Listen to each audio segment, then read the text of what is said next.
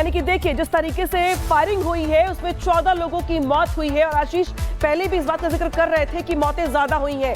देखिएगा आप कि आंकड़ा बढ़ेगा तो देखिए जो आंकड़ा है बढ़ करके 14 हो गया है और ये अपने आप में बहुत महत्वपूर्ण है, दुखद भी है, परेशान करने वाला भी है कि प्रदर्शनकारियों की मौत हो गई है। नेपाल पुलिस की फायरिंग में 14 प्रदर्शनकारियों की मौत हो गई है।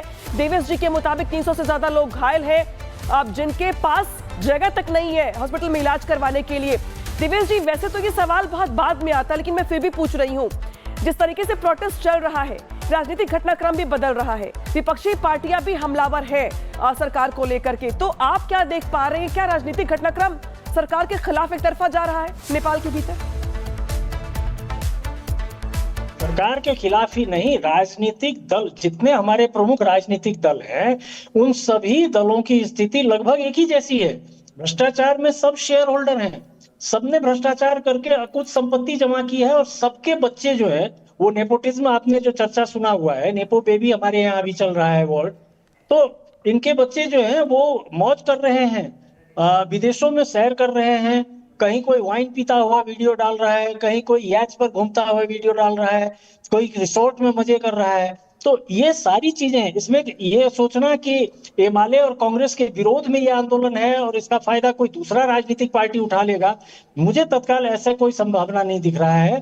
तत्काल के लिए ये आंदोलन जेनजी का या युवा पुस्ता का आंदोलन है। अब इसको कल के दिन में ये कौन सा कलर लेता है, कौन सा रूप लेता है, इसके लिए हमें थोड़ा और इंतजार करना होगा। लेकिन आज की बातचीत में होगा क्या? मंत्रिपरिषद की बैठक में क्या लग रहा है आपको कि बातचीत के लिए जो बुलाया गया है युवाओं को प्रोटेस्ट रोकने के लिए, उस बातचीत का कोई हल निकलेगा या फिर सरकार अपने फैसले को भी लेकर पुनर्विचार करेगी? आपको लग क्या रहा है फिलहाल ताजा हालात को देखकर देवेश जी? अभी तक के जो संकेत हैं उसमें हम यही कह सकते हैं कि सरकार संभवतः आंदोलनकारियों को शांत होने की अपील करेगी और इससे ज्यादा कुछ नहीं कहेगी। यानी कि आपको भी ये लग रहा है कि फिलहाल सरकार बैकफुट पर आने की स्थिति में दिखाई नहीं दे रही है, सरकार की नीयत नहीं लग रही है ऐसी। आशीष के पास चलते हैं। आशीष, जिस तरीके जी प्रधानमंत्री के प्रधानमंत्री का कल का संबोधन जो आया था उसके बाद उसमें कोई संशोधन या कोई दूसरा स्टेटमेंट अभी तक नहीं आया है।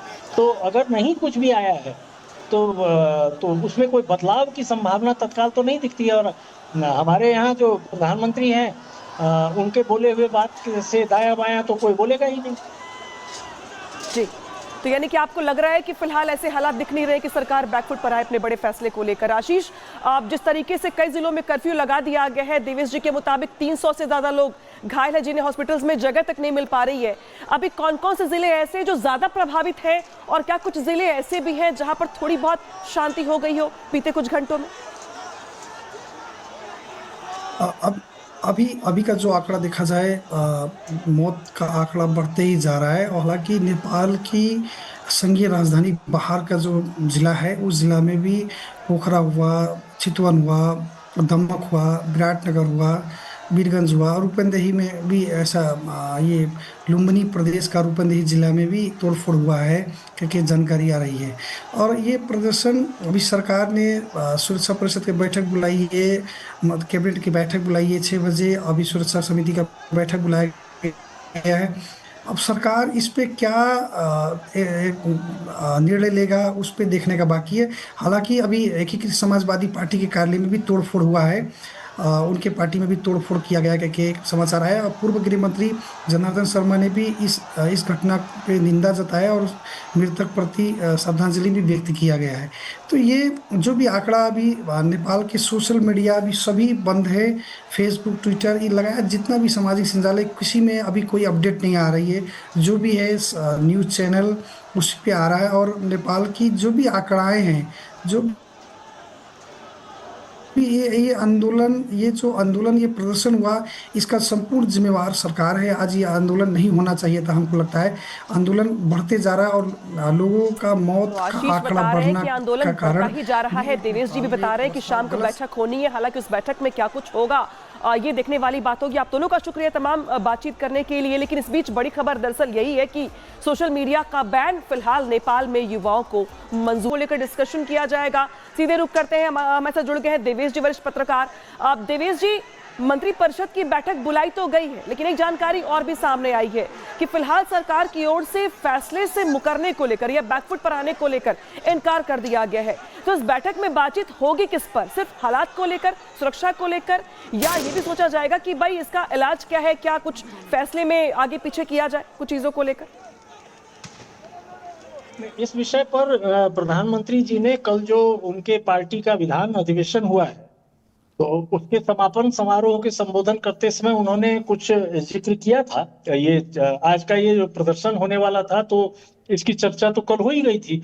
तो उन्होंने कहा था कि जेन जी पीढ़ी जो है उसको बरगलाने की कोशिश हो सकती है, उसको गलत ट्रैक में ले जाने का प्रयास हो सकता है। मतलब सरकार ये मान रही है कि जेन जी ने जो ये मांग उठाया है ये गलत ट्रैक में जा रहा है। और उन्होंने साथ में ये भी कहा कि देश को अपमानित या देश के सम्मान के साथ समझौता नहीं किया जाएगा। ये सोशल मीडिया जो है वो हमारे देश को वैल्यू नहीं कर रहा है, तो इसको हम स्वीकार नहीं करेंगे। तो एक कलर देने की कोशिश की थी कल प्रधानमंत्री जी ने कि जेन जी का जो ये मांग है ये देश के आत्मसम्मान के लिए ठीक नहीं है।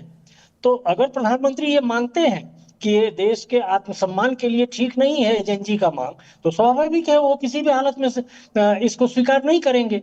और सवाल ये है कि जेन जी का ये मांग जो है वो देश के आत्मसम्मान के लिए ठीक है या नहीं है, ये बात का विषय है। फिलहाल का विषय ये है कि ये पुस्ता आज सड़कों पर है और 12 से अधिक लोग मारे जा चुके हैं, 300 से अधिक घायल हैं, हॉस्पिटल में जगह नहीं है। तो देश का आत्मसम्मान और देश का युवा पुस्ता, ये फेसबुक को अगर फिर से हम ऑन कर देंगे तो इसमें देश का आत्मसम्मान ही खत्म हो जाता है। कहाँ से खत्म हो जाता है? और उससे भी बड़े ताज्जुब की बात तो ये है कि फेसबुक या ट्विटर या ये जितने सोशल मीडिया है वो जब बैन थे उस समय प्रधानमंत्री का सचिवालय फेसबुक पर अपलोड कर रहा था, प्रचंड जी अपने कार्यक्रमों को अपलोड कर रहे थे, देववा जी के कार्यक्रम अपलोड हो रहे थे फेसबुक में। परिस्थिति ये हुई कि संचार मंत्रालय का प्रवक्ता जो है उन्होंने आग्रह किया कि जी रोक रही हूँ आपको, इस बीच बड़ी खबर आ गई। बता दें आपको कि प्रदर्शनकारियों की मौत का आंकड़ा बढ़ गया है और अब इसको आगे बताया जा रहा है। यानी कि देखिए जिस तरीके से फायरिंग हुई है उसमें 14 लोगों की मौत हुई है और आशीष पहले भी इस बात का जिक्र कर रहे थे कि मौतें ज्यादा हुई हैं।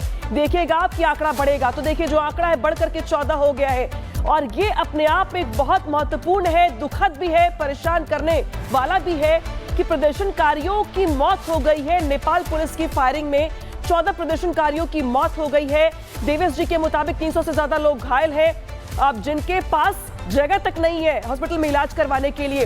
देवेश जी, वैसे तो ये सवाल बहुत बाद में आता है, लेकिन मैं फिर भी पूछ रही हूँ, जिस तरीके से प्रोटेस्ट चल रहा है, राजनीतिक घटनाक्रम भी बदल रहा है, विपक्षी पार्टियां भी हमलावर है सरकार को लेकर के, तो आप क्या देख पा रहे हैं? क्या राजनीतिक घटनाक्रम सरकार के खिलाफ एक तरफा जा रहा है नेपाल के भीतर?